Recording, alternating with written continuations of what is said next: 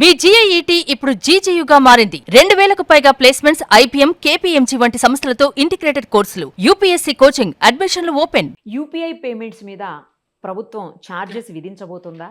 చూస్తుంటే అలాగే అనిపిస్తోంది. ఎందుకంటే రీసెంట్గా ఆర్బీఐ గవర్నర్ సంజయ్ మల్హోత్రా గారు కూడా త్వరలో వీటి మీద ఛార్జెస్ వేస్తాము అని చెప్పి చిన్న హింట్ కూడా ఇచ్చున్నారు. సో దీనివల్ల ప్రాబ్లం అవుతుందా? ఎంతెంత పేమెంట్లు మనకి ఎక్స్ట్రా పే చేయవలసి వస్తుంది ఏంటి అంత కన్ఫ్యూజన్గా ఉంది. ఇది కేవలం యూపీఐ చేసే ప్రతి పేమెంట్కి పడుతుందా, అంటే 1-to-1 పేమెంట్లకు పడుతుందా, లేదు అంటే కమర్షియల్గా మనం చేసే పేమెంట్లకు పడుతుందా, లేకపోతే ఇంత అమౌంట్ దానికి పడుతుందా? అది ఏది అర్థం కానటువంటి పరిస్థితి.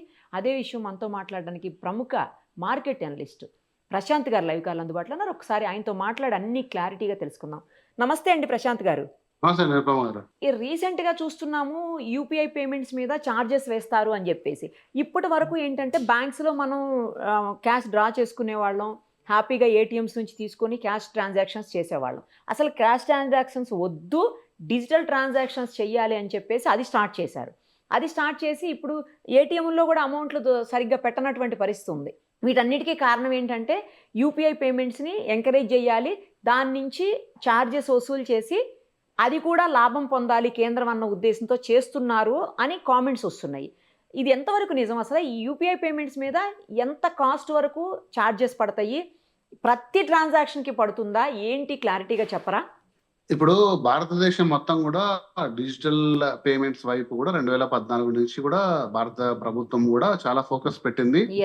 ఆ డిజిటల్ ఇండియా అనే ఒక క్యాంపెయిన్ లో భాగంగా కూడా ఈ రోజు మనం చూసాం, దాదాపు కూడా చిన్న చిన్న వ్యాపారులు కూడా ఫోన్ పే, గూగుల్ పే లాంటి సాధనాలు వాడుతున్నారు. మనం కూడా చాలా కన్వీనియంట్ గా కూడా క్యాష్ క్యారీ చేయకుండా ఒక ఫోన్ సాధనం ఉంటే భారతదేశంలో ఎటువంటి వ్యాపారం మనం కూడా ట్రాన్సాక్షన్స్ చేయొచ్చు, ఎక్కడికైనా వెళ్ళొచ్చిన విధానంలో ఉంది. అయితే ఇప్పుడు పేమెంట్స్ అండ్ సెటిల్మెంట్స్ యాక్ట్ ప్రకారంగా 2006 యాక్ట్ అండి ఇది. ఇప్పుడు ఎప్పటి నుంచో వచ్చింది చర్చ, ఇది ఇప్పటి నుంచి వచ్చింది కాదు. పార్లమెంట్ లో కూడా ఇటీవల నిర్మలా సీతారామన్ గారు కూడా ప్రతిపాదించారు. ఎన్ఈఎఫ్టి, ఐఎంపిఎస్ ఇది మీకు చాలా మంది అంటే బ్యాంకు ట్రాన్సాక్షన్స్ చేసే వాళ్ళందరికీ కూడా సుపరిచితమైన ఈ పేరు. దీని మీద సర్చార్జ్ అంటే ఎంత అమౌంట్ కి ఎంత వేసుకోవచ్చు అని బ్యాంకులకు ఒక వెసులుబాటు ఉంది. ఓకే, సో ఆ వెసులుబాటు బ్యాంకులకు ఇచ్చేసింది. అంటే ఇన్ని లక్షలకు ఎంత వేసుకోవచ్చు, మీరు ఇలా చేసుకోవచ్చు, బ్యాంకులకు ఒక వెసులుబాటు ఉంది. సో కాబట్టి ఆ ట్రాన్సాక్షన్స్ ని కంట్రోల్ చేసే విధానం బ్యాంకులకు ఉంది. కాకపోతే యూనిఫైడ్ పేమెంట్ ఇంటిగ్రేషన్ ఏదైతే యూపీఐ ఉందని చూసారా, యూపీఐ విధానంలో కూడా గవర్నమెంట్ అనేది కంప్లీట్ గా కంట్రోల్లో పెట్టుకుంది. అంటే యూపీఐలో మీరు ఎవరైనా కావచ్చు, మీరు ఎవరైనా రావచ్చు, దాంట్లో అది గూగుల్ రావచ్చు, అది ఫోన్ పే రావచ్చు, పేటిఎం రావచ్చు, ఎవరైనా రావచ్చు, కానీ దాంట్లో ఎటువంటి ఛార్జెస్ విధించకూడదు అనే ఒక విధానం ద్వారా ఇండియా మొత్తం కూడా డిసైడ్ చేశారు. కాకపోతే ఇందులో ఎలా ఉంది అంటే దీంట్లో ఒక 2 ప్రాబ్లమ్స్ బ్యాంక్స్ ఐడెంటిఫై చేశాయండి. ఒకటి ఏంటి అంటే యూపీఐ వ్యాలెట్. అంటే చాలా మంది కూడా యూపీఐలో అమెజాన్ పే బ్యాలెన్స్ అలా ఒక 2000, 3000 ముందే బ్యాలెన్స్ చేసుకోవడము, తర్వాత దాన్ని వాడుకోవడం. అంటే మీరు ఎవరైనా తెలిసిన వాళ్ళకు ఒక 2000 ట్రాన్స్ఫర్ చేస్తే వాళ్ళు దాని తర్వాత దాన్ని 100-200 రూపాయలకు వాడుకోవడం.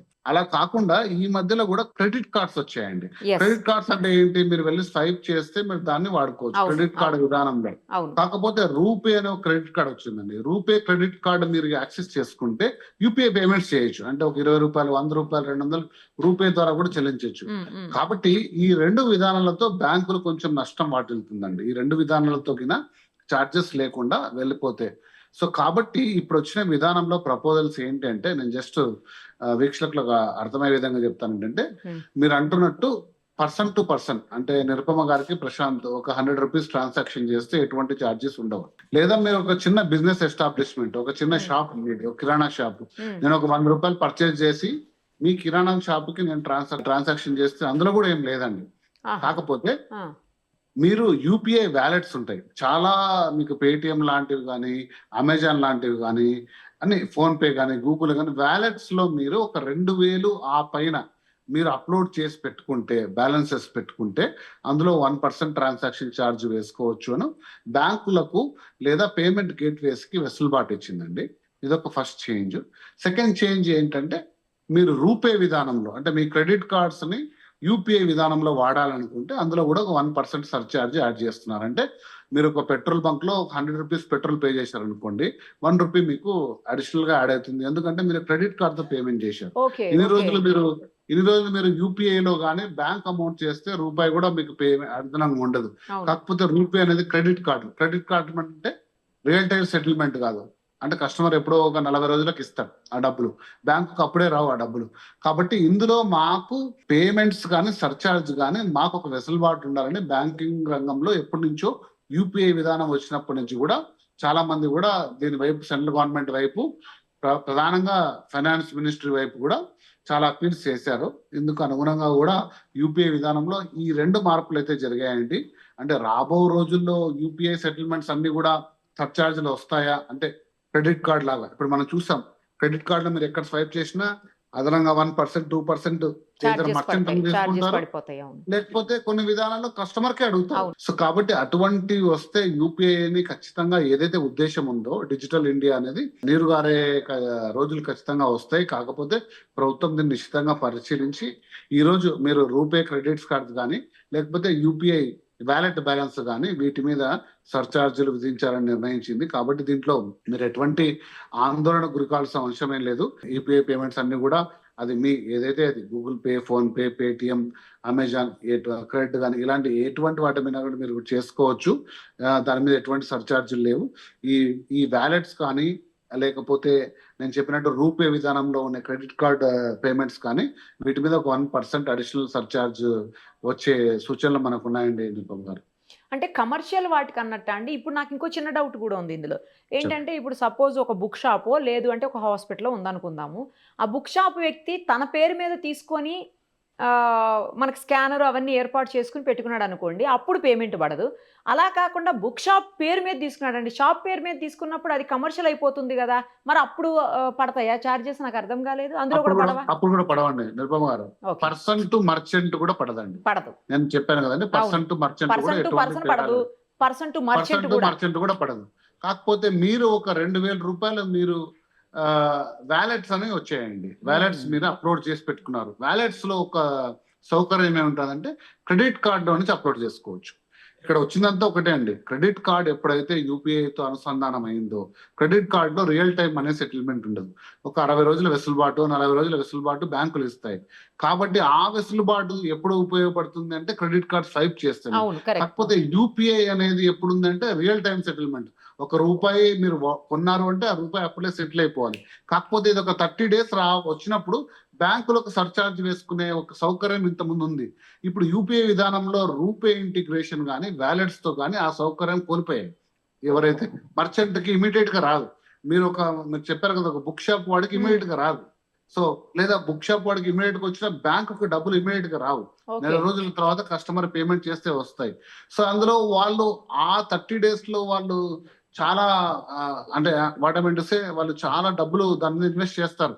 ఆ సిబ్బందికి అయితేనేమి, ఇంట్రెస్ట్ కి అయితేనేమి. కాబట్టి దాంట్లో మేము సర్చార్జ్ చేసుకునే సౌకర్యం మాకు కల్పించండి అని బ్యాంకులు కానీ ఫైనాన్షియల్ ఇన్స్టిట్యూషన్స్ కానీ చాలా నెలల నుంచి కూడా యూపీఐ విధానం వచ్చిన నుంచి కూడా కోరుకున్న విధానంలో ఇది పార్లమెంట్ లో ఒక చట్టం పాస్ అయిపోయిందండి నిరుపమ గారు. ఇది ఎప్పటి నుంచి అమల్లోకి వస్తుందో నాకు తెలియదు కానీ చాలా సైలెంట్ గా ఇమ్మీడియట్ గా మన గురువారమే మన నిర్మలా సీతారామన్ గారు ప్రవేశపెట్టారు. అది పాస్ కూడా అయిపోయింది.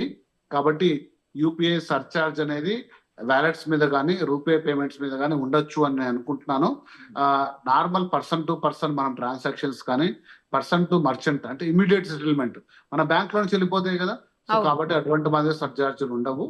ఈ రెండింటి మీద ఉంటాయి. కాబట్టి మీరు ఒక్కసారి గమనించుకొని మీరు చేస్తున్న పేమెంట్స్ ఇది రూపే తోటో లేకపోతే వ్యాలెట్స్ చేస్తుంటే కూడా ఒకసారి మీకు అదనపు ఛార్జీలు చూసే అవకాశం అయితే ఉంటుందని అనుకుంటున్నాను. ఎన్ని ట్రాన్సాక్షన్స్ చేసినా ప్రతిసారి పడుతూనే ఉంటుందండి?